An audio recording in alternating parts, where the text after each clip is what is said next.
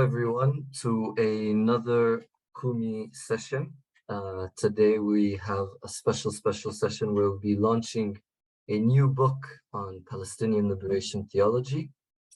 But before we introduce the author and we enter into discussion about the book, we're going to have a few housekeeping rules. So this session will be recorded live. So for those who wish to keep themselves anonymous, please do so now before we start our conversation. And also any questions that you have for the author and for the topic, please post them on the chat and then I will ask them after the conversation. So today's session, as I mentioned, is a launch of a new book authored by Kathleen Christensen. Kathleen Christensen has been a long-time political analyst of the Palestinian situation. She has authored two books, one of which is Perceptions of Palestine, Their Influence on U.S. Middle East Policy. And the second book is The Wound of Dispossession, Telling the Palestinian Story. Whilst those books are more political analysis, the newest book, Justice on the Cross, Palestinian Liberation Theology in the Struggle Against Oppression and the Church, is a theological book, which is something that Kathleen has been new to, as I've learned. So Kathleen, welcome. I think the host, Omar, you need to unmute Kathleen.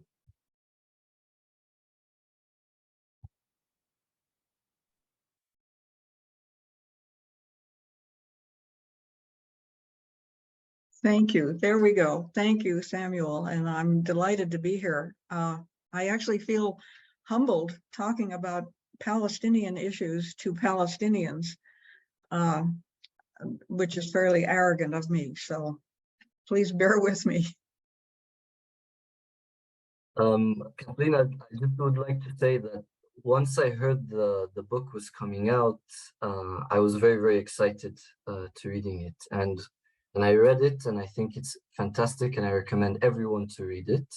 And I think you're a part of a much larger movement that is more and more scholars and individuals are engaging with Palestinian liberation theology on an academic level. So we're really seeing an increase of literature on the work of Sabeel and the work of Palestinian liberation theology.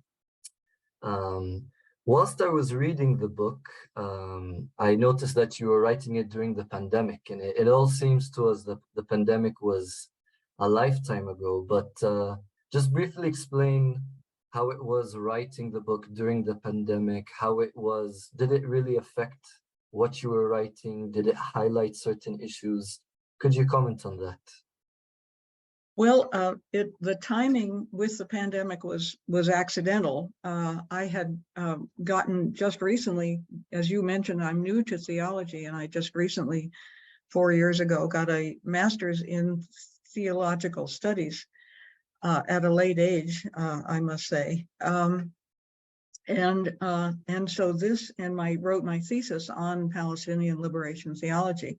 I had known a lot about the Palestinian issue politically, but had only recently, come to know Sabeel better. Anyway, where am I going? What did you see? I'm nervous now. How was the pandemic? How was it writing? How did the pandemic affect it? It should have. I guess, for one thing, it gave me more time to think about the Palestinian issue and the theology around it. But it also highlighted in the way that Israel handled the pandemic for Palestinians, denying them or, keeping the vaccine away from Palestinians for quite some time, particularly in the occupied territories. It highlighted the huge injustice of how of the Israeli of Israel and Zionism. So I'm not sure it really affected the my writing or my understanding of the Palestinian issue, but it did certainly highlight the atrocities of this situation. Definitely. I think, when I was here in Palestine during the pandemic, curfews were not something that Palestinian people are new to. Certainly not lockdowns. And I think the pandemic just highlighted the imbalance of power, the inequalities, the discrimination. That's very true. And I think that was very, fitting to when you write the book, because you address the imbalance of power, you address the sort of settler colonial dynamic between Zionism and the state of Israel and the Palestinian people, the indigenous people of the land. Yeah, exactly. It also highlighted, let me just add, it highlighted again how much badly forgotten the Palestinians and the Palestinian issue are in the United States. So yeah, we can talk about that more. But so whilst I was reading the book, you can certainly feel that there are certain voices you're responding to. You mentioned the London Economist saying liberation theology has died, it's no longer relevant. You have an Israeli leftist who's a bit suspicious about the spirituality, why theology and faith has to do with anything with a freedom movement to liberate people. You talk about the seminarian, responding and reflecting on coming to the land and visiting the holy sites on a kind of traditional pilgrimage, but very hesitant, in engaging with the political realities on the land. So it seems to me you were responding to a few voices, and I'm sure, as Palestinian and people who have been involved with, whether it be Friends of Sabil or in the solidarity movement with Palestinians, these are all voices we encountered.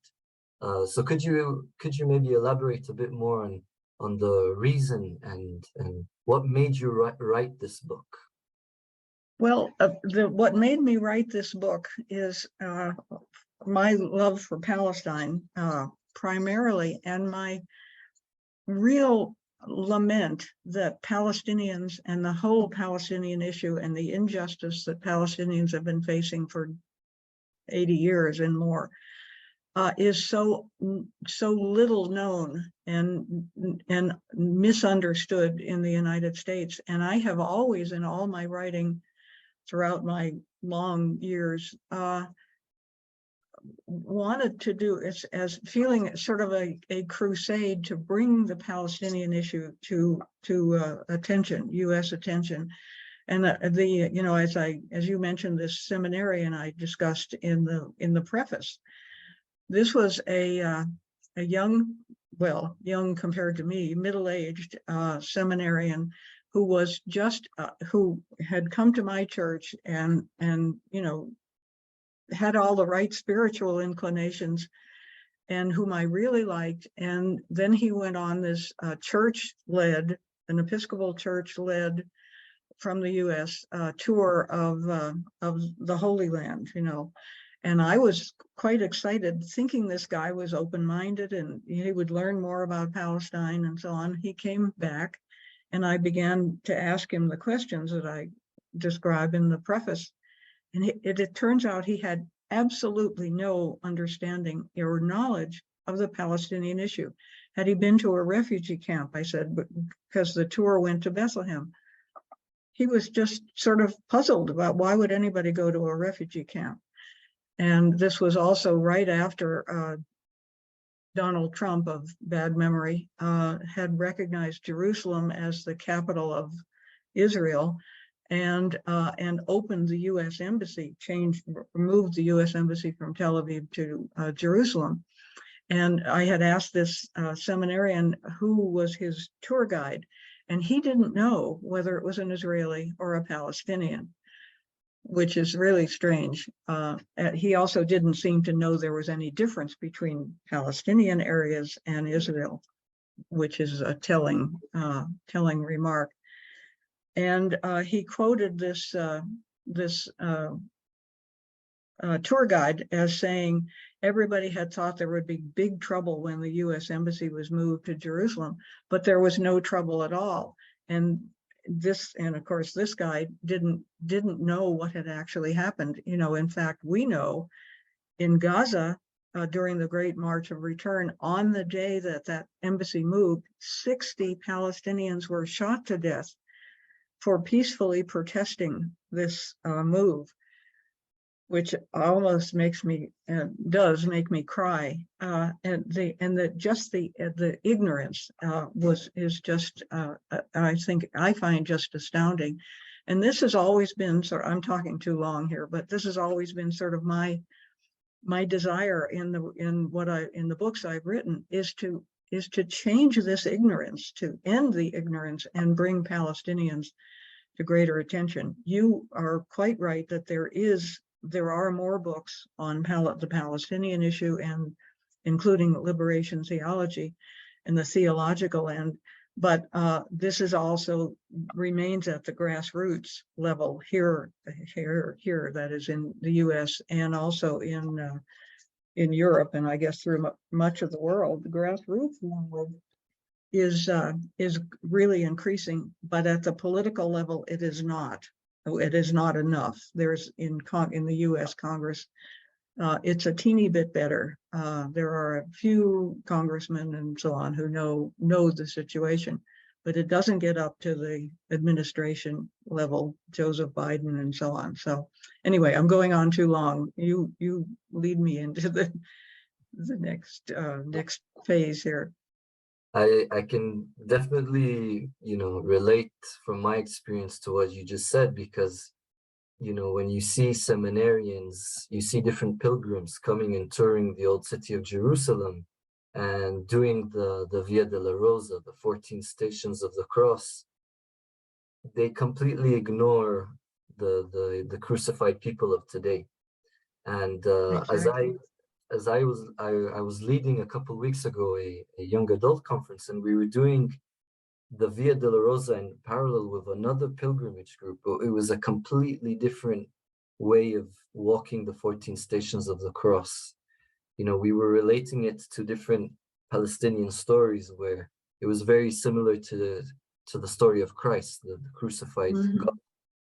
And Sabeel, as you must know, Sabeel has the booklet, big booklet, The Contemporary Way of the Cross, which relates Palestinian suffering to Jesus's. I have done that Way of the Cross in Palestine with some good Episcopal pilgrims, but that I wish that were much more widely known in the kind of tour that you led. Yeah, and it was interesting. When in the book you were discussing about theology and politics, and that seminarian could really separate faith with politics. But if you really look into the story and the New Testament throughout the Bible, and Christ died as a political rebel. The crucifixion was a punishment deemed for those who opposed the peace, the Pax Romana, the peace of the Roman Empire. Exactly. Yeah. So I thought it was very, very a good introduction. It's a voice we all sort of hear in the church, different pilgrims that we encounter. It's a very, very common voice, and it leads me to kind of the first chapter of your book, which for me I found very fascinating.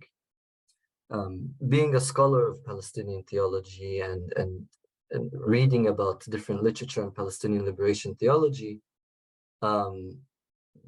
there has been mentions of other liberation theologies. There's definitely influences, but you dedicate a whole chapter for covering Black liberation theology, Latin American liberation theology, and also Palestinian liberation theology, amongst other scholars like Bell Hooks, Cornel West, Paulo Fieri.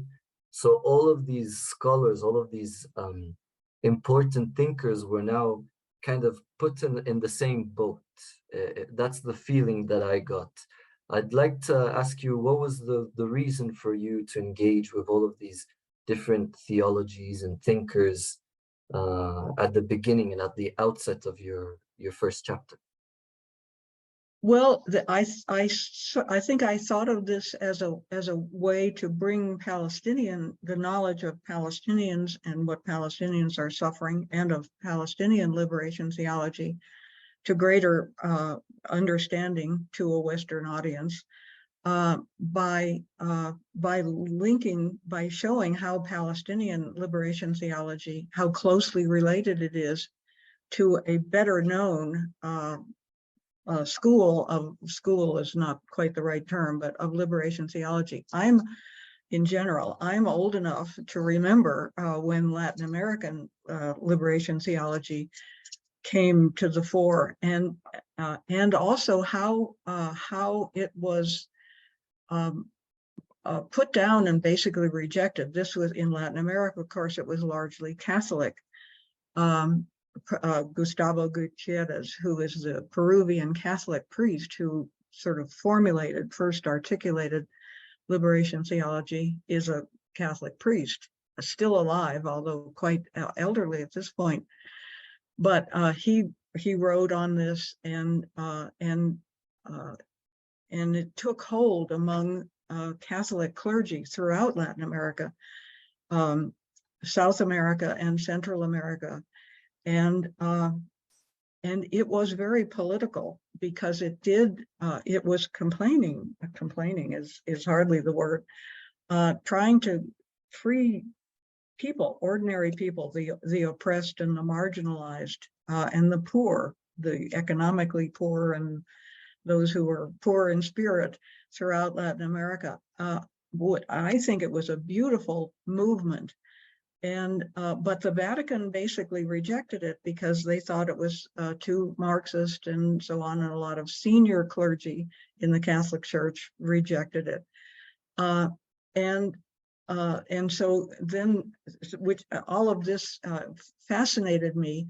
And then now there is in this era, Black Lives Matter, for instance, doesn't call itself a liberation theology or even a theology. It is, however, very spiritually based, and very much like liberation theology, in that it speaks for the oppressed and the marginalized and the forgotten. And this is what Palestinian liberation theology does. I had the pleasure of meeting Assis Naim and Mark Ellis in 1990 here in New Mexico, when they came to a Presbyterian spiritual center called Ghost Ranch, which has there's a history to that name. And I sat in at a time when I was not very spiritual myself, or a churchgoer, sat in on a week-long seminar in which they talked about liberation theology for Jews, which Mark Ellis talked about, and for Palestinians. And so, and I didn't reacquaint myself with Naim until for about another 20 years, I think, 2010, shortly after Cairo's Palestine had come out. But anyway, in the course of my study of Palestinian liberation theology, I learned from Assis Naim that he wrote his first book, Justice and Only Justice, which was the sort of the foundation, the first articulation of Palestinian liberation theology, from the same, I don't want to speak for him, but from the same heart and soul that Gustavo Gutierrez had articulated Latin American liberation theology, the same need for the same cry to God for spiritual succor, for spiritual salvation from injustice, political injustice, economic injustice, and so on. And I believe,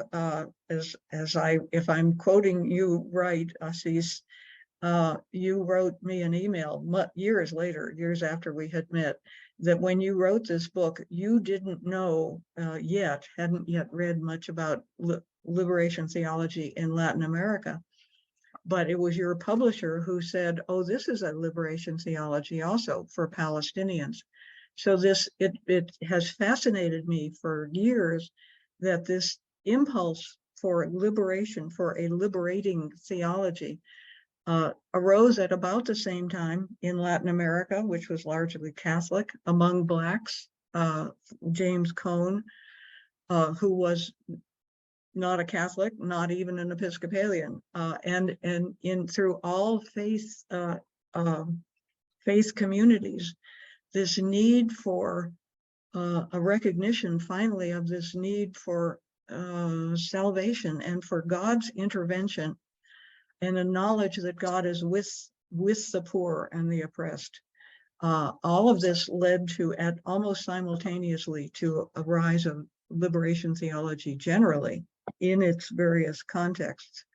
So that's what I was really fascinated by that. And when I first started to write my 25-page thesis in at Iliff School of Theology in Denver, I got so carried away in my initial draft with liberation theology in general and how the Palestinian theology fit in, that was almost half of my, a good portion, too big a portion of my thesis before I got into the meat of what it was supposed to be, which was about the Palestinian issue.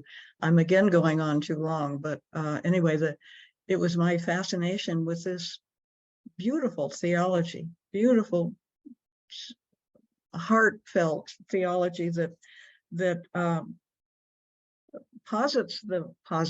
that's too technical a word, but puts forth how God's universal love for Jews. Mark Ellis, that's what Mark Ellis was feeling, for Palestinians, for Latin Americans, for everybody. So you go. Yeah. I think it was interesting because, Cohn writes his first book came out in 1969 and Gutierrez came in 1970, even though Latin American liberation theology there was conferences, and the conference in Medellin and the grassroots movement way before that. But it's true, they all kind of were paralleling one another and, responding to existential questions like, where is God in the face of this evil, in the face of evil? Exactly. Yeah. Let me one thing that really struck me from Gutierrez, and I had written this down in my notes. Gutierrez asked, how is it possible, this is in his first book on the subject, how is it possible, he said, to tell the poor who are forced to live in conditions that embody a denial of love, that God loves them? How is it possible when they live in a godforsaken circumstances, seemingly godforsaken, that God is there and loves them? And this was the I think Assis Naim's mission. How is it possible to tell Palestinians who felt, Christians and anybody, but he was obviously talking to Christians. How is it possible to tell Christians who felt abandoned by God, and turned over to a Zionist political and semi-theological theory that said the Bible was written for God. God gave this land to Jews. So how is it possible to tell Palestinians, non-Jews, that God is with them, and that God gave them the land and God loves them too? So yeah, and it's does. You have that shared paradigm of responding to evil from the perspective of the oppressed, but also you have very different contexts. Black liberation theology is dealing with the context of white supremacy. Latin American liberation theology is dealing with the context of poverty and capitalism. And Palestinian liberation theology is dealing with settler colonialism and with Zionism. What are the certain unique characteristics, unique insights that Palestinian liberation theology has that other liberation theologies may not have? Or what are the certain unique perspectives Palestinian liberation theology has? Well, the unique perspective is, of course, the settler colonialism that they are facing from Zionism, which I call an evil system. I mean that as an evil political system. It doesn't mean Jews are evil. This is not a characterization of human beings, but of a political system, just like any racism. So Palestinians are facing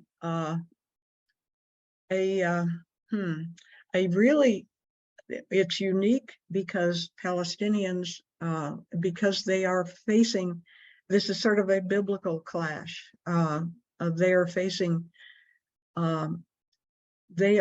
Palestinian liberation theology is obviously a spiritual movement, but it is facing another movement that also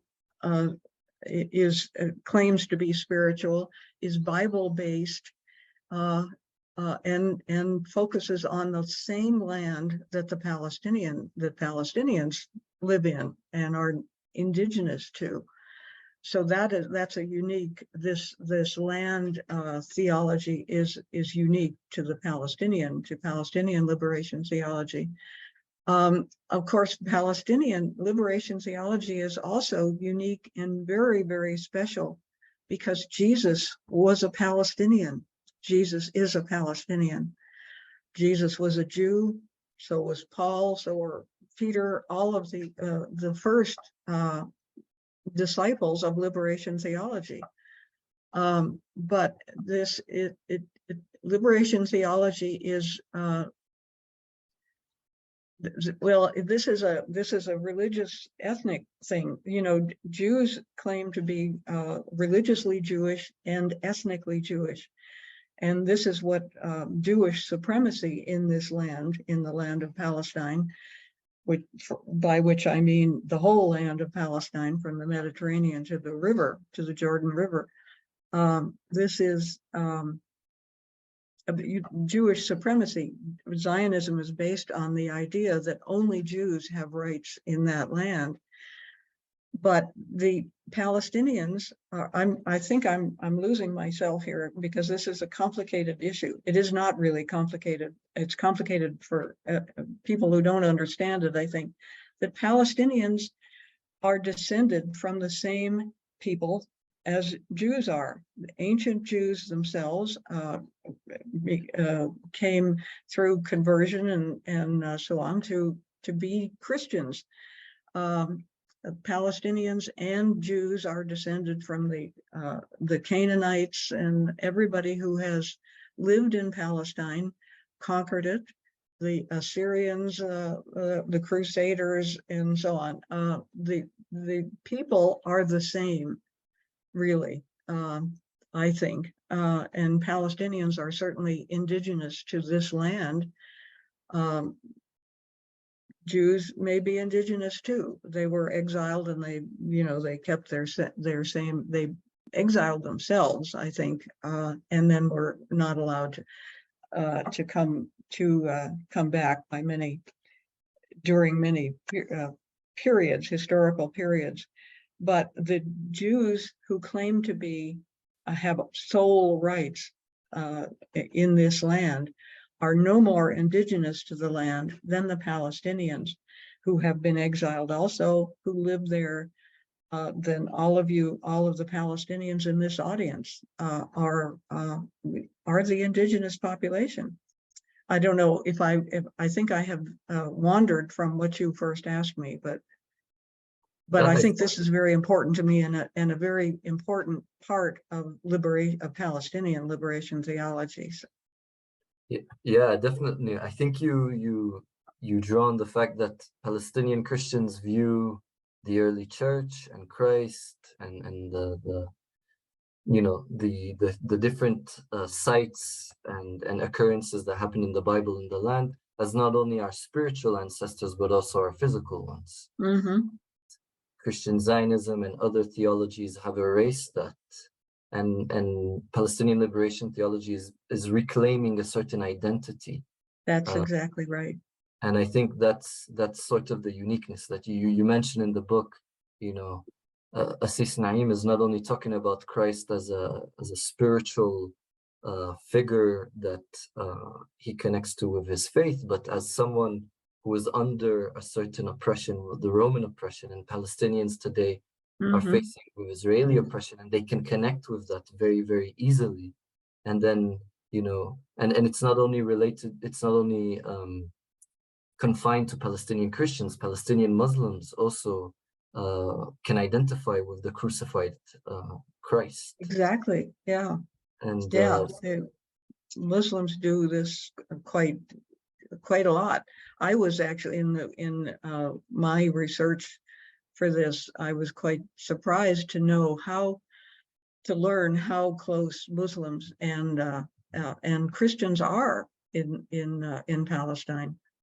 Also, Jan has just pointed out here, which I knew, but it's important to point out, the oppressor needs to be liberated also. And that's a part of liberation theology. And that's what Mark Ellis was writing about,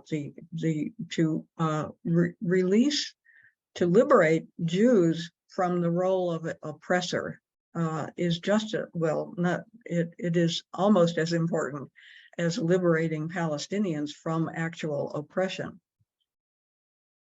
right, yeah.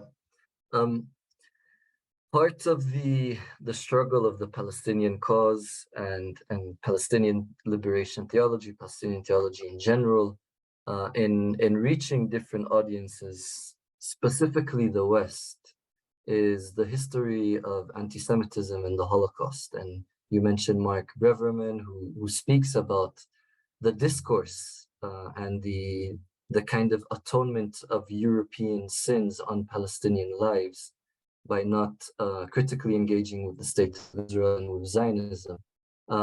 Could you maybe kind of unpack that a bit more about why is there a very difficult relationship between criticizing Zionism and the state of Israel in the West, and also falling into the trap of this whole, you know, conversation and discourse about anti-Semitism? Yeah, yeah. Well, basically, Christianity has a horrible history of anti-Semitism, of not only anti-Semitic thought, but of persecuting Jews in the Middle Ages and so on, and an anti-Semitism extreme enough that I think it ultimately contributed to the Holocaust.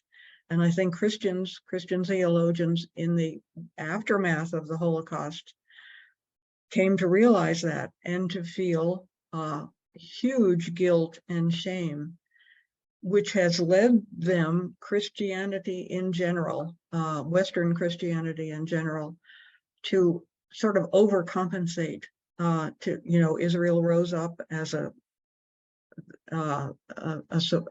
salvation for Jews in many ways, in a sanctuary for Jews in the aftermath of the Holocaust. And so these theologians, reflecting on Christian guilt, centuries of Christian guilt, and trying to expiate that guilt, have just gone overboard in supporting Israel as a state, and ignoring the injustices that the creation of Israel as a Jewish state did to Palestinians in political terms, but also in practical terms.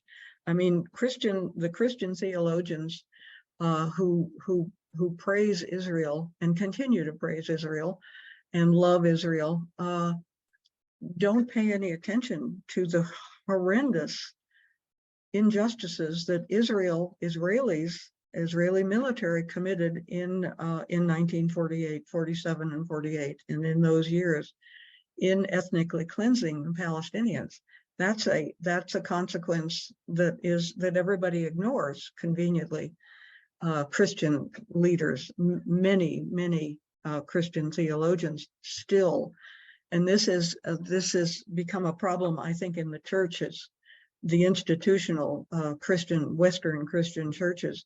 It is only in recent years that any churches, the Presbyterian Church, God bless them, United Church, and only a couple of others, some portions of the Methodist Church, have recognized that Israel is an apartheid state, have declared and criticized Israel as an apartheid state in support of the Palestinians and supporting Palestinian rights in Palestine. The Episcopal Church, in the United States, and the Anglican Church in general is still way behind on this issue. Since Constantine, the church, since in the 4th century, the church has been, the institutional Christian Western church has been so closely aligned with empire that the church has refused to, it goes along with political pressures.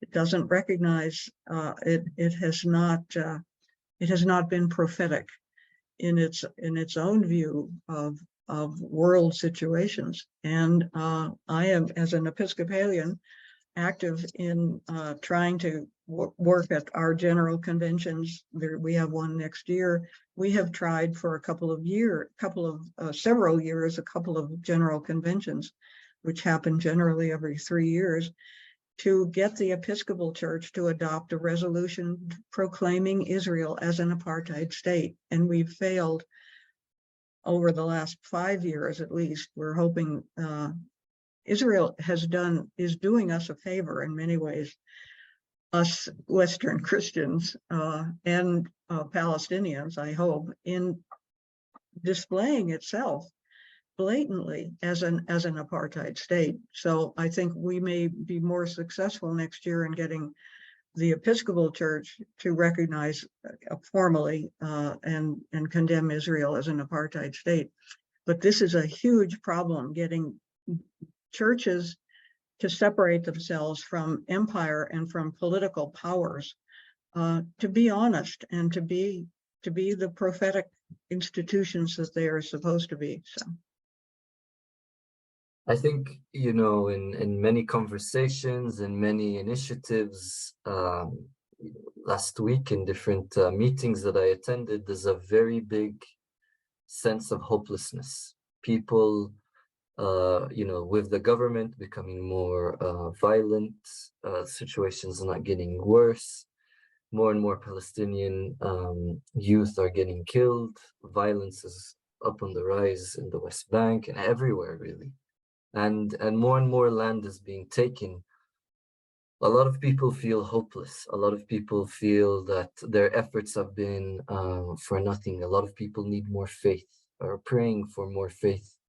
And I don't have time enough to unpack all of the chapters in your book, but what you end on is a chapter on hope.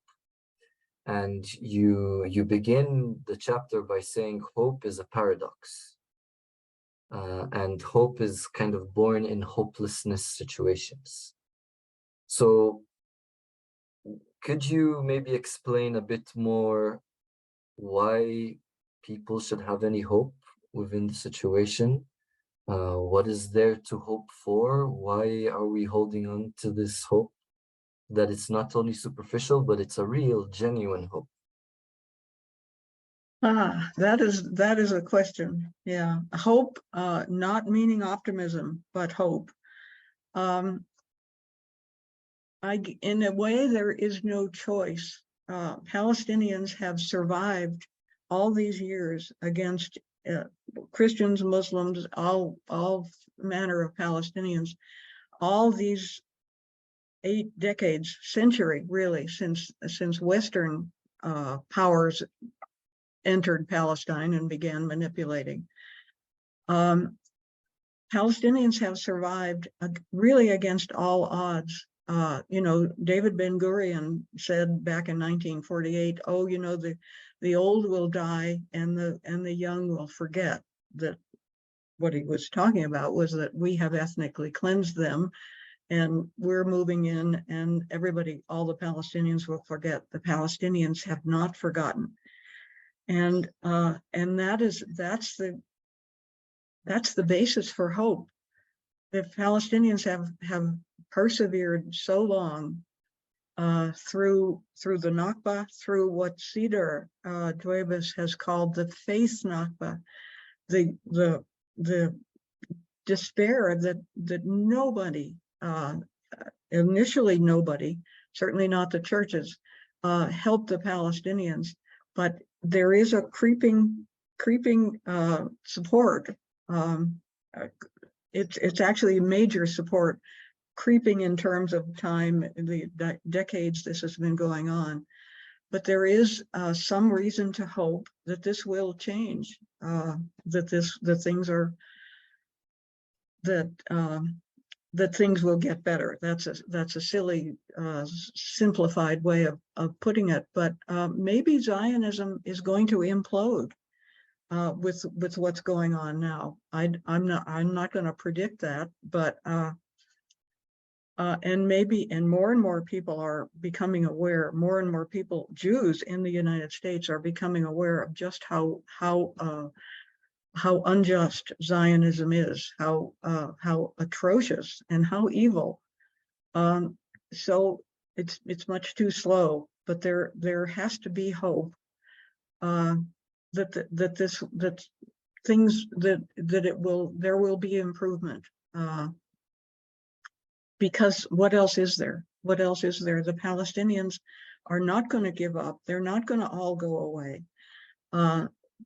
There are whole communities in Latin America and in the United States and in Europe of Palestinians who are still dedicated to Palestine, who still love Palestine, and who are, many of them are Christian. I mean, I think the majority of the exiled overseas communities are Christian, and God, I don't know.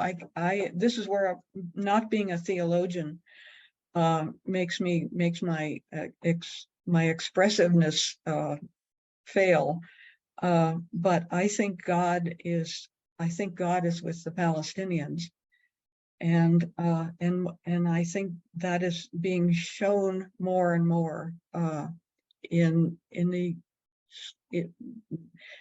great deal of increased support at the grassroots level, which we can only hope will make its way up to political levels where people like Joe Biden and Anthony Blinken, our Secretary of State, will do something. There are more. There is some. This is very minuscule, but there are some calls in Congress, in that bastion of Zionism and Israel support, the United States Congress. There are some calls for reducing U.S. aid to Israel, and if the United States would cut off, just symbolically diminish military aid to Israel, I think this would have a huge impact psychologically and politically on Israel, and ultimately, therefore, for the good on Palestine. So hope is a paradox, but that's what we have to have: faith and hope. I think with the political analysis, Zionism is making it hard for the U.S. to support it more and more, especially the new government. But I think hope as a paradox directly relates to the cross. The cross is a symbol of defeat. It's a symbol of death. And God took that symbol and made it a symbol of hope. Of hope, exactly. Thank you. And I think, having that sort of lens, and having also a lens that governments change, political parties change, God does not change. God is the same in the past, in the present, and in the future.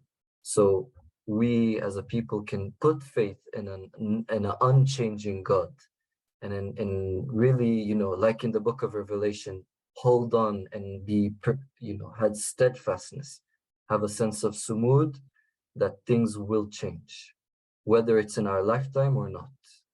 Yes. And I thought that was a very, important way to end the book. Well, Um, thank you. And thank you for articulating that again, better than I did. You Palestinians, particularly young Palestinians who will be with us for a long time, are the hope for Palestine. So thank you. So I really recommend everybody to read the book. I think there's a few levels that, incentives why you should read the book. I think it opens up new conversations regarding Palestinian liberation theology. So it really, for me, it touches on new subjects, it engages with new authors. It definitely, shows that liberation theology, Palestinian liberation theology is not dead. It's very much alive. So I think there's very important conversations and questions that this book leads to, but also on a faithful base. For those who are engaged, there's a lot to learn from this book. There's a lot of inspiration. So I definitely would recommend everybody to, once you get a hold of it, to read it and to keep on engaging with these kind of subjects, with these kind of questions. It's a journey without an end.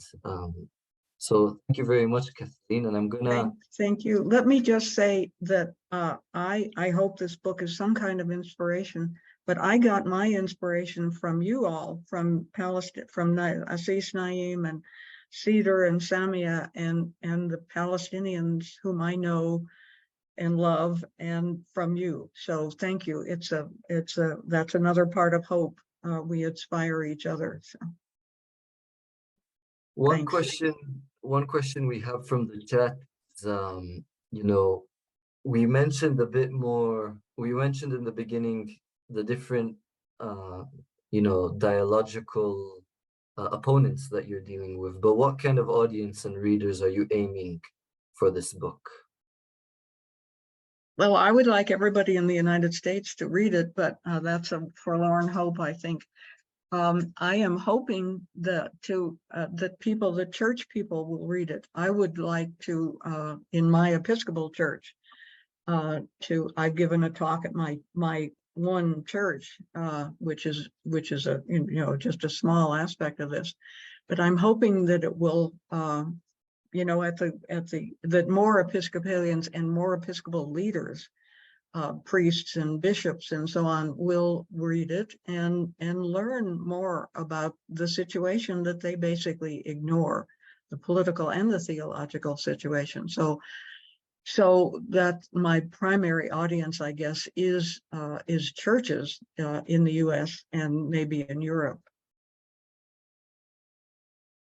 And what kind of how do you address the power relations within, you do go in I think it's in the third or second chapter about the context of Palestine and Israel.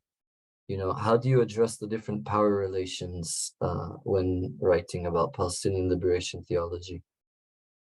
Well, when I write about anything Palestinian, I am always critical of the power in the U.S. particularly. My other books have dealt with U.S. policy on the Palestinian issue, which is just terrible. Has always been. This is where I get a little bit of hope that there is some change and will be. The seeds of change are there, and it's growing slightly in U.S. policy, in the power relationships between at the policy level. What one wants to do is de-Zionize the U.S. government, to put it sort of bluntly and very simplistically. All U.S. administrations this was another book I wrote about U.S. the growth of support for Israel throughout U.S. policy throughout the ages since the beginning of the 20th century, more than 100 years ago. So the hope is that on the power relationships, I think the only way to change U.S. policy is for Palestinians to keep going, for those of us who can write about it to keep advertising, keep talking about the Palestinians and portraying them as decent people, Christians and Muslims, not as terrorists, which is the, as we all know, the primary image of Palestinians in the West, I think, is of terrorists, which has never been true and is less and less true as the years go on. This is in terms of power, we are fighting a very, very strong pro-Israel lobby in the U.S., which is a major, probably the major factor in influencing U.S. policy throughout the decades. So it's a very imbalanced power relationship, but we're continuing to fight. Indeed. I would like maybe to invite some of the pioneers of Palestinian liberation theology, whether Assis Naim could maybe comment and share some of his thoughts about the book. And also Cedar and Samia, if you're still with us, maybe if you could share, with the wealth of knowledge and experience that you have, you indeed paved the way for many of us to write, reflect, be involved. Could you maybe join in and share some of your thoughts? Maybe I'll start with Assis Naim.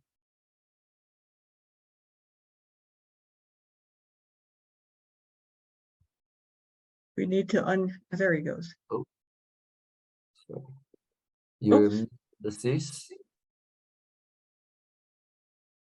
You're muted. I'm not able to unmute. Yeah, I got it now. There. I got it. Well, thank you, Sam, for calling on me, and I hope others will join. But I have appreciated very much Kathy's commitment to justice for the Palestinians. I have appreciated also your courage, Kathy, and your willingness to really address this issue from your political knowledge. I mean, you're a good politician in that sense, in the best sense of the word. I think when you try to analyze, question, comment on political power and political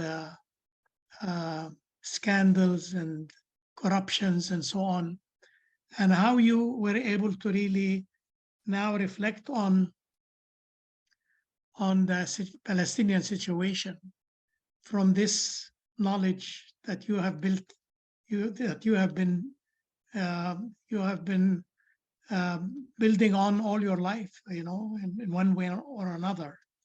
So I have really appreciated that and continue to do that. I think, I hope people can, as Sam mentioned, that can read the book, because there is so much in the book in different angles and different sides of the issue. How you address yourself against some of the people who have been distorting the situation and have been attacking us, that, and how you responded to them was amazing in your book, which I appreciated very much. So there is so much there, and that's why I would encourage the people to get it. Maybe it's important to mention how people can get the book, because it's a little bit pricey, and and we were talking the other day about maybe through Kindle or somewhere that people can get it in a much cheaper or lesser expensive way. I think that'll be good also for people to know that. So maybe others, maybe Cedar would like to comment, because I think she only received her book recently, but we really appreciate and thank you, Sam, for um, um, not addressing, but moderating this session. So go ahead, Cedar. Well, I did not read the book yet. I mean, my book arrived next Sunday. I'm sorry. My son is coming from Canada, and I asked him to buy the book, and I was happy to know that there were only 2 left in the bookstore where he usually buys his books. He said so they were selling, and I hope that they will reach here, the educational bookshop, and many people will read it. So I'm very happy to have listened to this launching of the book, but I'm very much looking forward to read it. But let me say that from our perspective, and thank you, Kathleen, thank you so much. Thank you so much for caring, for speaking the truth, for wanting to let other people know. And there's a very big, although the conflict is not a religious one, but the connection between religion and this conflict cannot be ignored, Like, I grew up in this and I learned it the difficult way. And the person we should thank most was Assis Naim, because, I was 12 years old and a few months when the Nakba happened and we were driven out of our home in Haifa. And I was struggling with this. When I started to take confirmation classes, I took my faith seriously. And it was really a struggle to understand. And most people thought, like my own family, my mother, not my father, and my uncles and aunts of mine, they said, it's in the Bible, it's in the Bible, tough luck for us Palestinians, but we have to accept it because this is God's will. This was, my struggle with this.